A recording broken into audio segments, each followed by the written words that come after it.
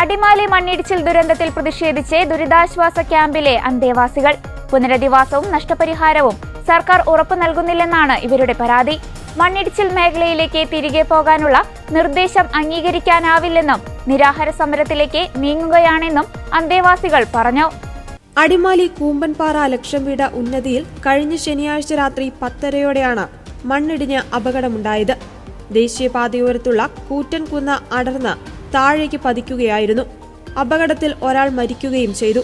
മരിച്ച ബിജുവിന്റേതുൾപ്പെടെ 6 വീടുകൾ മണ്ണിനടിയിലായി. മണ്ണിടിച്ചിൽ സാധ്യത കണ്ട ഉന്നതിയിലെ 22 കുടുംബങ്ങളെ മാറ്റിപ്പാർപ്പിച്ചിരുന്നു. ഇത് ദുരന്തത്തിന്റെ വ്യാപ്തി കുറച്ചു. മാറ്റിപ്പാർപ്പിച്ച ശേഷം വീട്ടിലേക്ക് തിരികെയെത്തിയ ബിജുവും സന്ധ്യയുമാണ് അപകടത്തിൽപ്പെട്ടത്.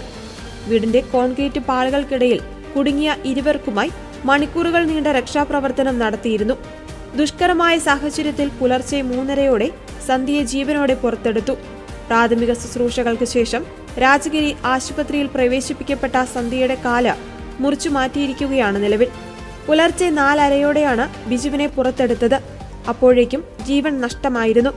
ഭക്ഷണം കഴിക്കുവാൻ വേണ്ടി വീട്ടിലേക്ക് എത്തിയതാണ് ബിജുവും ഭാര്യയുമെന്നും ഇതിനിടയിലാണ് അപകടമെന്നും ബിജുവിന്റെ സഹോദരി അഞ്ജു പറഞ്ഞു. 1 വർഷം മുമ്പ് അസുഖം ബാധിച്ച് മരിച്ചതാണ് ബിജുവിന്റെ മകൻ. ഈ ദുരന്തത്തിൽ നിന്ന് കരകയറുന്നതിനിടയിലാണ് കുടുംബത്തിന് അടുത്ത ആഘാതം.